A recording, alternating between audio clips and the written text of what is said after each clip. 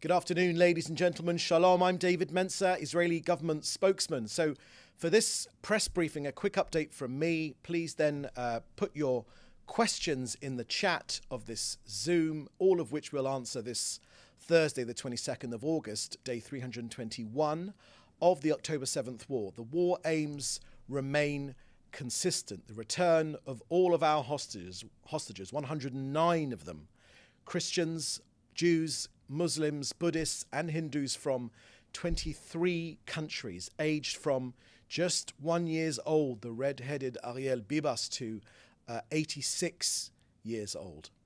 Secondly, the dismantling of Hamas's governmental and military capabilities and removing the terrorist threat to Israel.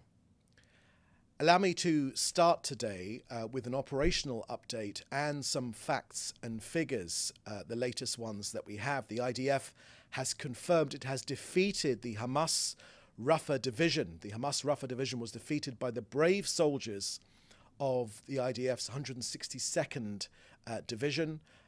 The IDF destroyed over 150 tunnels in the Rafah area. The government has instructed the IDF to concentrate efforts in the coming period on completing the destruction of the remaining tunnels. In the Tal al-Sultan area in Rafah, 50 terrorists were eliminated in the last day, and the IDF has shown pictures of arms, deadly arms, hidden in UNRWA bags. You can see that on the IDF Telegram channel. The defense minister who visited there yesterday made clear that of the 150 tunnels destroyed, around 100 tunnels are in fact trenches dug using engineering tools above the ground and then covered with 1 meter or 2 of dirt. In terms of the wider terror tunnel network in Gaza, Hamas has built one of the world's most expansive military tunnel networks, more than 300 miles long, longer than the New York City subway system. Now, the tunnels range from a few feet below the surface to more than 200 feet underground. In terms of Hamas terrorist fighters, there are more than 30 to 40,000 terrorist fighters were divided into 24 battalions. We have shattered the overwhelming majority of them. Now, these Hamas terrorists have been equipped with anti-tank guns, rifles, heavy machine guns, grenades, mortars, improvised explosive devices, and other weapons. Now, the IDF has killed more than 17,000 of the estimated 30 to 40,000 of the Hamas terrorist army, which is why the Philadelphia corridor, the border between Egypt and Israel, the Hamas lifeline of terrorist smuggling, is so crucial. So, reports that the Prime Minister has agreed that Israel will withdraw from the Philadelphia corridor are incorrect. Israel insists on the achievement of all of our war objectives as defined by the Security Cabinet, including that Gaza never again constitutes a security threat to Israel.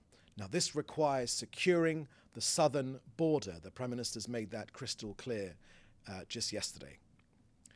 Elsewhere in Gaza, using precise IDF intelligence last night, saw an exact strike on a weapons storage facility in Gaza City. Now, Hamas ruthlessly located this command and control center inside the compound that was formerly the Saladin school. Now, when a school has become a Hamas military center with weapons storage and rocket storage and other weapons to attack Israel, it is no longer a school. There are no lessons taking place in this former school. Hamas have made it a legitimate military target as defined by international law. Now an update from COGAT and their work coordinating aid into Gaza. Yesterday, 206 trucks carrying humanitarian goods were transferred to Gaza, 162 via the Kerem Shalom and 44 via the Erez crossing. Aid arrived from Egypt, Jordan and Israel's port of Ashdod. In terms of collections, 108 trucks were collected from the Gazan side of Kerem Shalom crossing, 94 by the private sector, and only 14 by other UN aid agencies. Once again, the private sector putting the UN to shame in its inefficiency. As usual, unfortunately, the contents of 480 trucks still are awaiting collection from the Gazan side of Kerem Shalom. Since the beginning of this war, more than 46,000 trucks have delivered more than 910,000 tons of humanitarian aid into Gaza.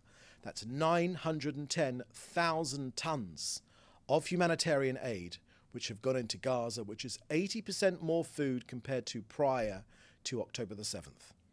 So that's the end of our briefing here today. I will now take your questions, which you should put in the chat together with your news outlet. Thank you.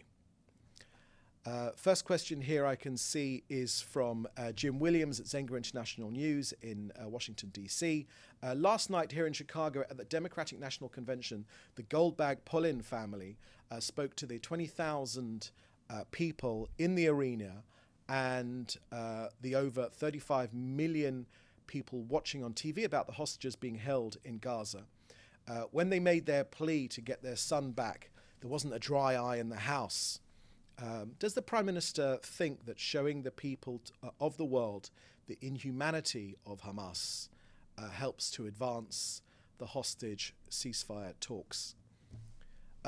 Thank you very much for that question, Jim. I think none of us, certainly here in Israel, can have been anything but moved at the incredible courage of all of our hostage families, but particularly of the Goldberg-Polin family. It's a tragic story, and the dignity with which this mum and dad, Rachel and John, have gone around the world, spoken to thousands and thousands of people, spoken on many, many TV channels and on the internet, the dignity with which they have raised the plight of their son, trying to get their son home, together with our other 109 hostages, has been nothing short of inspiring. And all of us here are pleased that the DNC managed to see them and meet them and hear from them for themselves. It is a daily, every minute that these poor 109 people are held in custody is a crime against humanity and a symbol of the inhumanity of the Hamas leadership. Our people must be brought home right now without any further delay. It is an outrage and just a symbol of the inhumanity of this terrorist organization that they continue to hold our people 321 days on now.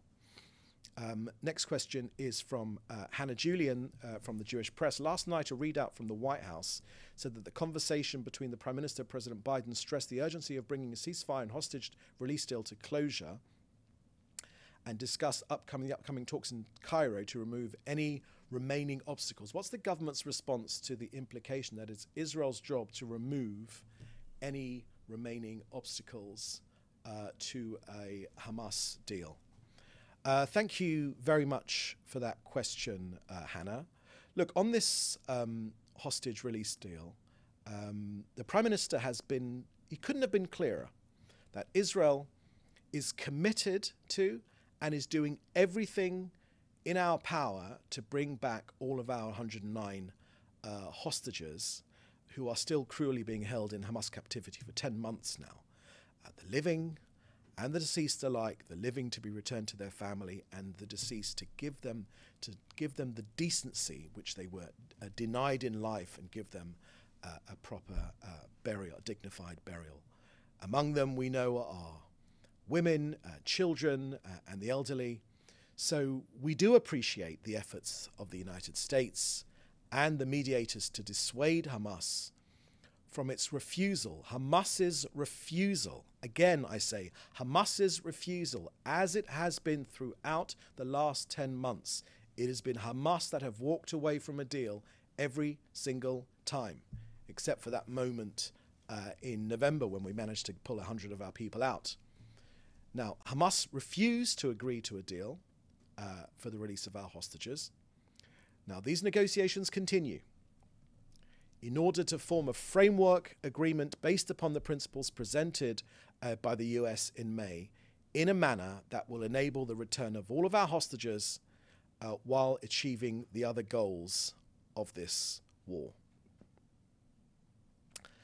Next question is from Agence France Presse, Louis Baudouin Larman from AFP. Is Israel sending a negotiating delegation to work on a ceasefire deal? If so, where and when? Thank you for that question, Louis. In the previous question, I made clear the government's policy regarding this hostage deal. We want it to succeed. We are willing to do everything in our power to bring back all of our 109 hostages who are still cruelly being held in Hamas captivity for the last 10 months. Next question from Jodie Cohen at World is One News in India. What pressure is being put on Hamas by mediators to encourage them to agree to the US-backed bridging proposal? Thank you for that question, Jodie. So that sounds like a question for the US, for Qatar and Egypt. We, on our part, are putting on military pressure to Hamas.